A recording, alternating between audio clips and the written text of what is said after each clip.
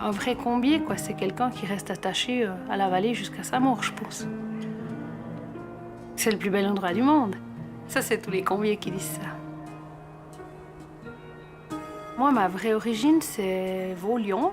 J'y ai jamais habité, je suis née ici, quoi. Mes grands-parents étaient paysans et mon père a fait fromager. Et puis ma maman vient du village ici.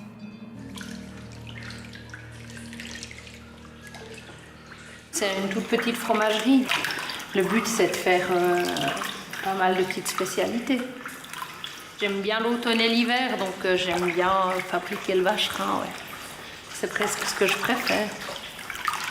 Le premier travail que j'ai fait à la laiterie, je venais songler avec mon papa, donc je sais pas, j'avais peut-être 7-8 ans, je mettais les élastiques, donc après je tournais les tomes aussi, donc c'est vieux, c'était il y a 40 ans. Mais je fabriquais pas, quoi, je venais aider, quoi.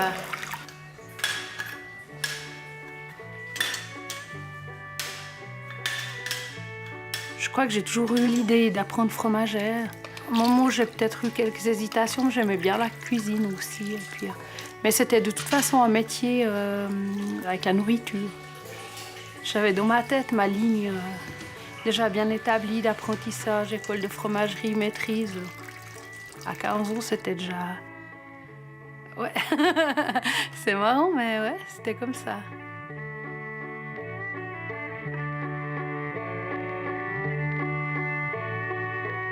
Mon père n'était pas très objectif avec ça, lui. Étant donné que c'était son métier, il connaissait aussi la dureté du travail et tout. Et lui, il a quand même essayé de me dissuader, puis il trouvait dommage que je continue pas les études, vu que j'avais de la facilité à l'école et tout. Et puis, je sais même pas si j'écoutais. Pour moi, c'était évident.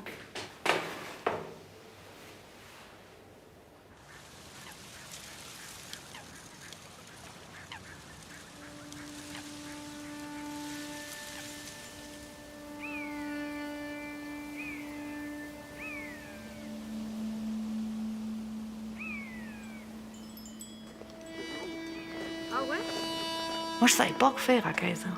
Franchement, je ne savais pas. Oui, c'est là, c'est la route qui va au chalet. Bon, je suis fribourgeoise, mais je suis née à la vallée, donc voilà. Je suis jamais partie. J'ai changé de côté de vallée en mariant, c'est tout.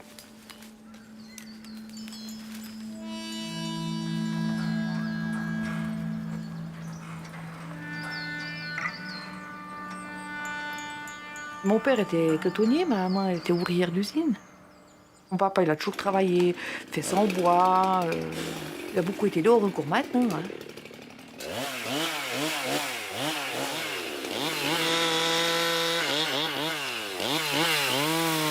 Depuis toute gamine, ça, j'ai toujours aimé les odeurs, tout ça. J'ai le souvenir où j'habitais. Toute gamine, il y avait un monsieur qui était bûcheron. J'adorais m'asseoir à côté de lui quand il rentrait. Tu sais, il rentrait puis il se changeait, il enlevait ses souliers dehors et tout. J'adorais cette odeur de résine et autres. De dire je veux faire, par exemple, bûcheron, comme maintenant on voit des filles, c'était peut-être pas tout à fait près de la mentalité des jeunes. J'aurais peut-être dû le proposer. Je sais pas comment ça aurait été ressenti chez nous. J'aurais pas pu dire à 16 ans, je vais faire sanglier. Ça, on savait de gamin qu'on gagnait pas sa vie, vu qu'on l'a vécu dans nos villages, que c'était un à côté.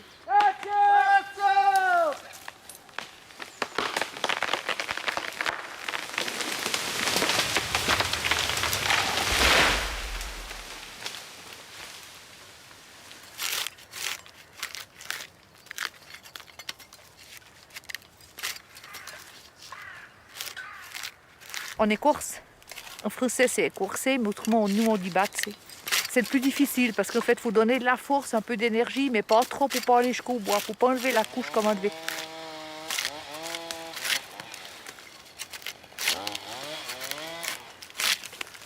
Eh ben, il a du beau côté, et puis il a un peu, comme les trop belles personnes, il a des défauts cachés.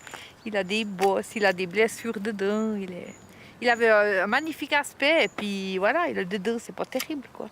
Mais on va prendre un petit bout ce qu'il y a de bon et puis après on passera au suivant. D'une plante à l'autre, c'est différent.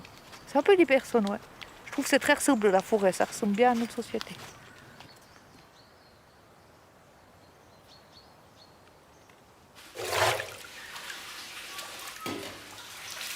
À l'époque, il n'y avait pas encore de filles qui avaient commencé cet apprentissage en Suisse romande.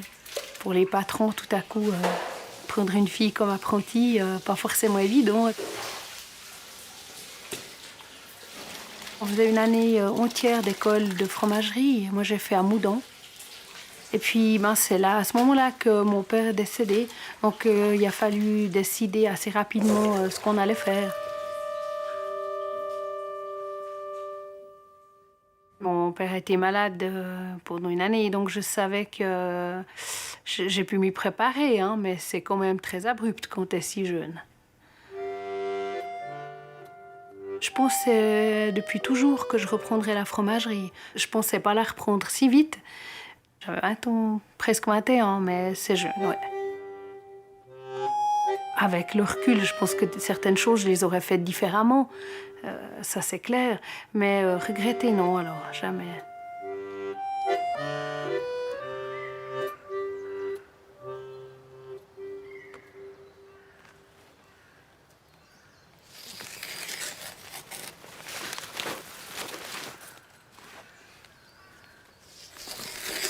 Là, je marque la longueur des sangles, selon ce qui se veut le mieux. C'est pour définir, puis après, comme ça, avec ma curette, ça va couper directement à la bonne longueur.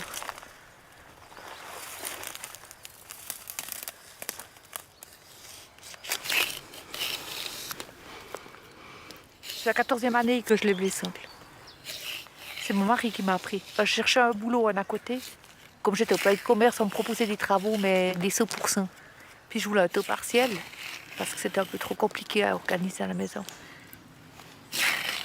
Ma maman, c'est peut-être celle qui s'est choquée le plus. Dans le sens que je laissais tomber les tâches ménagères, quoi.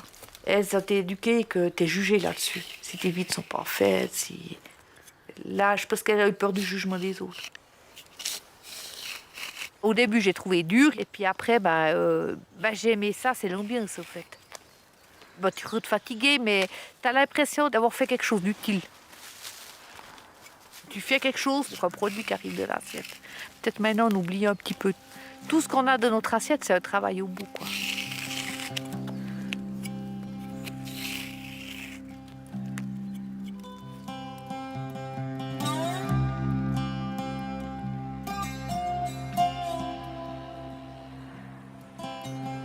Je suis certaine que je travaillerai jamais dans une grosse fromagerie.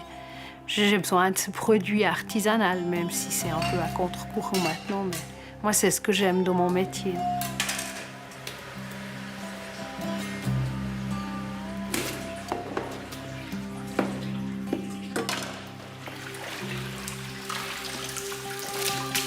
De la fabrication du vacherin, j'aime beaucoup sangler, c'est-à-dire le moment où on met l'écorce autour des vacherins le matin. Alors la sangle, c'est ce qui le tient parce qu'ils sont tout frais quand on met la sangle autour, donc ça l'empêche de s'étaler ou de se casser. Et puis c'est vraiment ça qui donne le goût spécial du vacherin Mondor. J'aime cette odeur du bois, cette odeur du sapin. C'est vraiment ce que j'aime le mieux faire.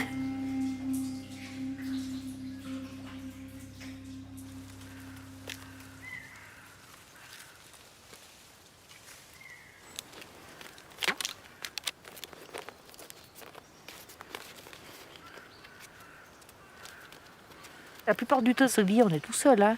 On a un contact le matin avec les bûcherons, peut-être à midi quand ils partent dîner, salut, salut. Beaucoup de gens me disent, mais t'as pas peur, mais qu'est-ce qui peut m'arriver, je veux dire.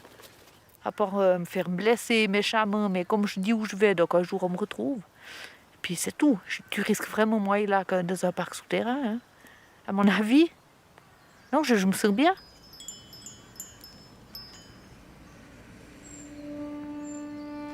T'as beaucoup les feuilles qui tombent, t'as les petits oiseaux qui viennent dans les bruches quand t'es ébranché. Souvent, ils viennent tout près de toi. Puis chaque moment est unique parce que si tu viens ici, tu sais que force te coupe, peut-être tu ne reviendras jamais. Parce qu'il n'y aura plus de quoi couper, donc ça sera les suivants qui viendront. Mais toi, le moment il est unique, tu ne reviendras pas.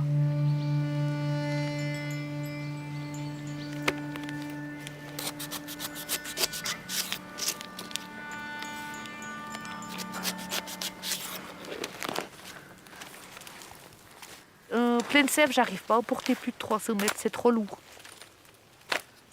Justement, il y a beaucoup de jeunes qui lèvent beaucoup de mètres et tout, mais qui durent longtemps, ça il faut voir. Hein. Parce que je me rends compte qu'on est vite limité en santé. Moi, j'aime mieux faire attention, quoi. Ben, c'est pour prolonger le plaisir d'y être, en fait. C'est ça.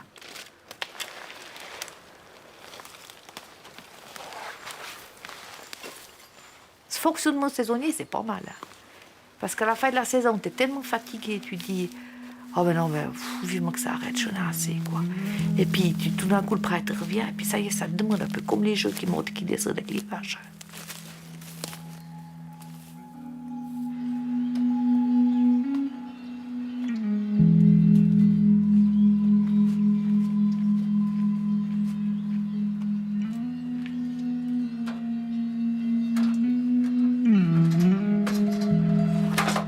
Elles vont sécher pendant 15 jours à 3 semaines. Puis après, je les mettrai au fagot de 200 mètres. Puis je les livre à qui les veut, quoi.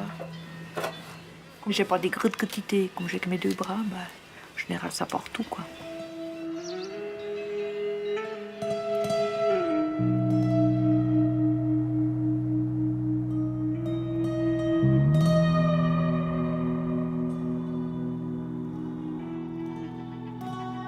J'ai toujours beaucoup aimé les animaux, la campagne. J'étais toujours par dehors à faire des cabanes. Je n'étais pas tellement d'intérieur comme ça. On va faire ça l'autre.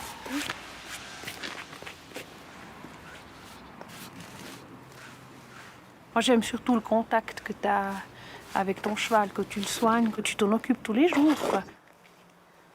Quand j'y réfléchis, je me dis que j'ai passé ma vie avec des chevaux, j'aurais de la peine à vivre sans, mais on verra. On a fait un bon bout de chemin ensemble, ça a quand même duré 15 ans, quoi.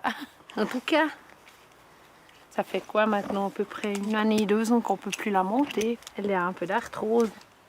J'aurais pas voulu m'en séparer comme ça parce qu'on ne pouvait plus la monter, ça n'a rien à voir. Je trouve par respect pour l'animal, quoi, quand il t'a procuré des bons moments, il mérite aussi une belle retraite. Elle a une petite dame de compagnie qui est avec elle au parc. Et puis tout va bien, hein, Camélia? Ouais, Andy. Ouais.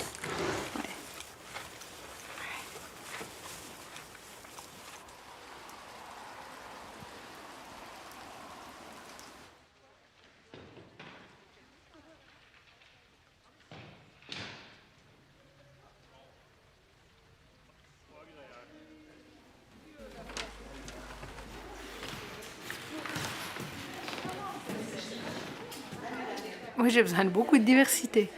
J'ai une panoplie de choses, toujours qui m'intéressent, beaucoup trop. Parce que j'arrive pas à tout faire.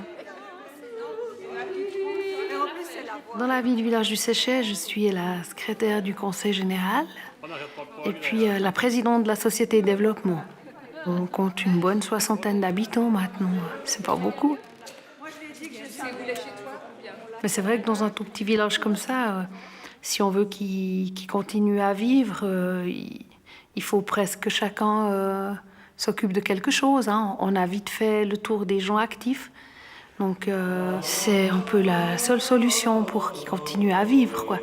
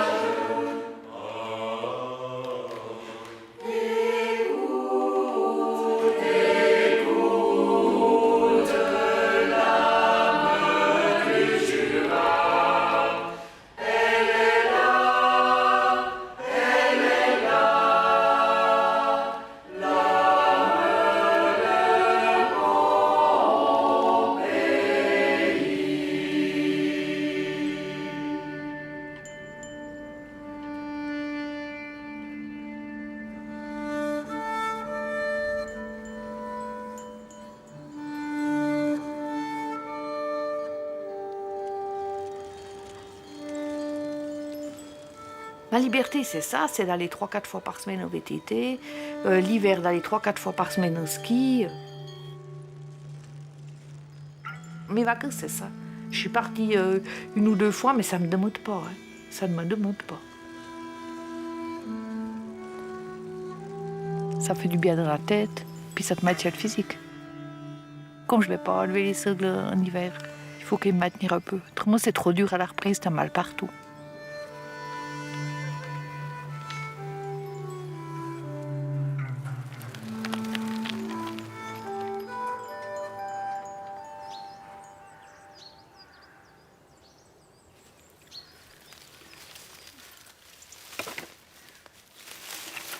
Moi, je fais exprès de m'arrêter à des endroits qui me plaisent, même si je suis fatiguée, puis que je ne peux plus physiquement, puis je me dis non, mais tu vas jusqu'à tel endroit, c'est ça ta récompense, quoi. C'est un moment qu'on ne te reprend pas. Hein.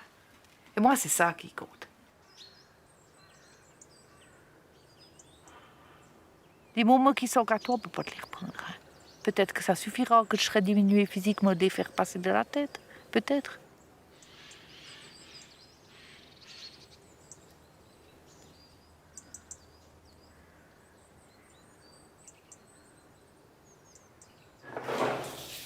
Là que t'as 15 ans, Camille, tu vas dépasser la marge. Si l'enfance est une île, vente-la face au large. Pense-y bien 2 fois avant de larguer les amarres. Que tu laisses derrière toi, on te le rendra nulle part.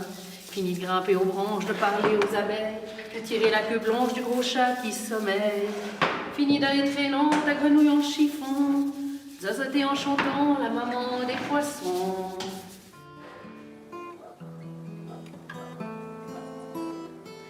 Je te vois en train de partir, ça me fait quand même bizarre. Si tu renonces à grandir, c'est peut-être juste pas trop tard. Je dis pas des mots en l'air, je tends la main, je crache par terre.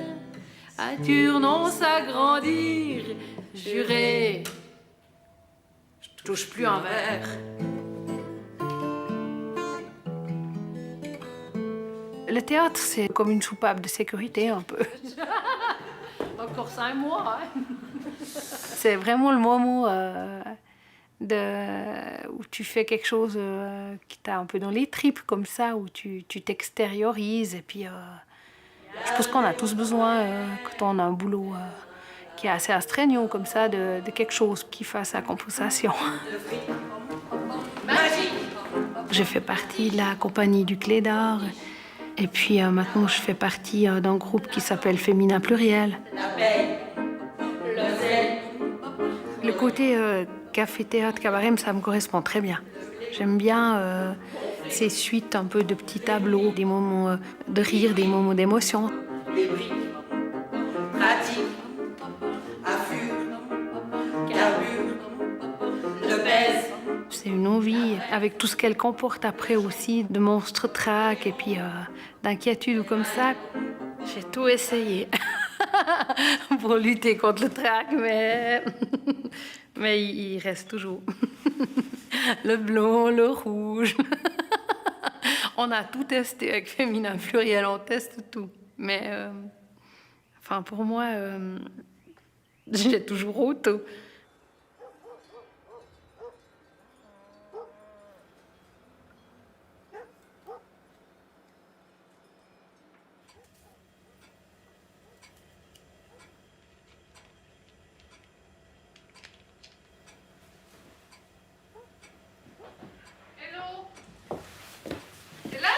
Hello!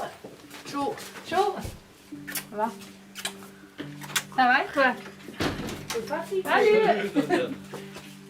Un peu fatigué. Ça a été rude comme journée? Ouais. Serre-toi. Ouais. Tu te remets bien. Ne t'inquiète pas. J'ai une thune. Les premières fois qu'on s'est croisés, c'est quand elle a épousé Armand. Elle est venue habiter aux Charbonnières. Et puis, je la connaissais comme ça de vue. Et puis après, on allait à la gym ensemble. C'est là que je l'ai connue un petit peu plus, quoi. Il m'est arrivé un pépin, je m'étais cassé mes méchants une jambe. Puis c'est vrai que là, d'être restée bloquée sur le divan, j'avais pas toujours le moral. Et puis un coup, elle a demandé de mes nouvelles à mon mari. Et c'est vrai que quand elle était venue, c'était un jour, mais c'était sombre, quoi. Je peux même pas te dire qu'on avait parlé. Mais ça avait été le joint, elle avait amené un bouquin, elle avait... Puis c'était parti comme ça. Moi, sur le moment, je ne me suis pas rendu compte, c'est après. J'étais contente de la voir comme une autre visite, mais c'est après que ça te revient. Que tu attends la visite suivante, peut-être.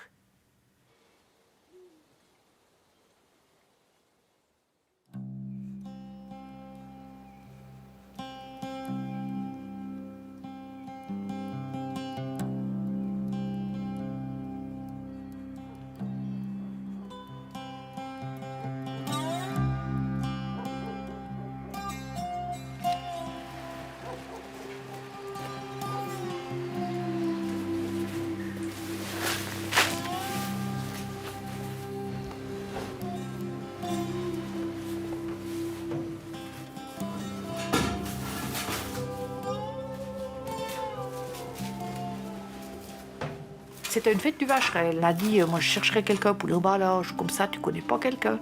Je dis, oh, ben, si c'est juste un balai, moi je veux bien venir un ou deux après-midi. Si ça te convient, je dis, mais il faut aménager avec le bois.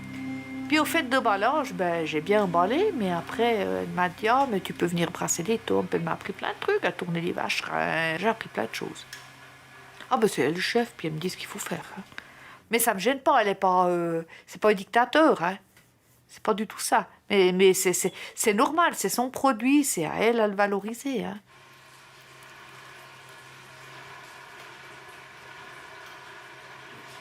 En travaillant chez moi, elle connaissait le côté sangle du vacherin Mondor et puis elle a découvert un peu l'envers du décor, quoi. Elle a découvert aussi le reste, quoi. Mais c'est quelqu'un avec qui c'est très facile de travailler. Je sais plus le nom de l'auteur. Il y a quelques années, il y a, je sais pas, 3-4 ans, je me suis cassé les côtes en faisant une chute à cheval. Et puis, Marianne, elle est venue pour fabriquer les tomes, les reblochons, parce que je pouvais rien faire. Elle avait eu des côtes cassées, elle avait eu le dos, beaucoup d'hématomes. C'était un gros souci, quoi. Elle avait une partie de l'été où elle n'avait pas pu travailler. Mais elle voulait garder une petite vente pour pas perdre tous ses clients, quoi. Puis c'est là qu'elle m'avait proposé. Elle m'a dit, mais est-ce que tu pourrais venir fabriquer? Puis j'ai dit, mais moi, je sais pas, quoi. Moi, je fais vraiment l'ouvrier, il faut qu'on me dise, j'ai pas appris. Hein. Et puis elle m'a dit, mais écoute, on fait...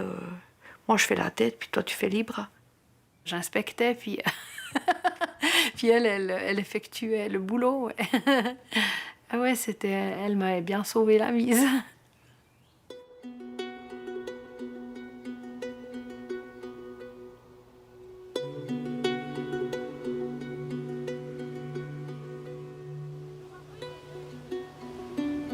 De fil en aiguille, on a passé du statut de copine comme ça à celui d'amie. Elle sait aussi qu'elle peut compter sur moi, quoi qu'il lui arrive, et puis moi, c'est la même chose, quoi. C'est quelqu'un en qui j'ai une parfaite confiance, comme on a quelques amis comme ça dans la vie, qu'on sait qu'on peut appeler n'importe quand, et puis elle fait partie de ces quelques-uns.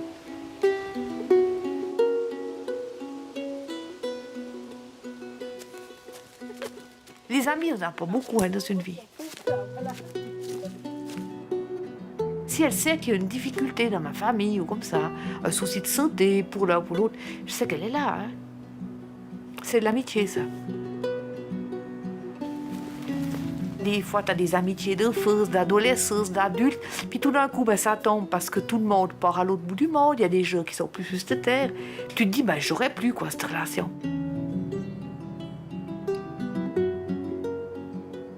Puis en fait, la vie, elle te resserre un morceau comme ça. Puis là, on a eu déjà bien des années de bon, quoi. C'est chouette. Bon, juste pour les actes. Hein.